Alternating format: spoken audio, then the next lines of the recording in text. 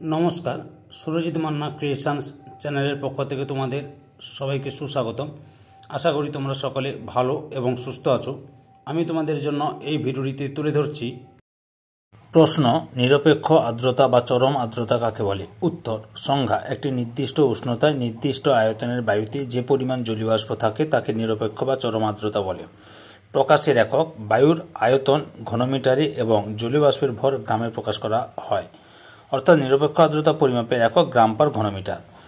উদাহরণ: ধরা যাক 10 ঘনমিটার বায়ুতে 0 ডিগ্রি সেলসিয়াস উষ্ণতায় উপস্থিত জলীয় বাষ্পের পরিমাণ 100 গ্রাম। সুতরাং নিরপেক্ষ বা চরম আর্দ্রতা হবে 10 গ্রাম পার ঘনমিটার।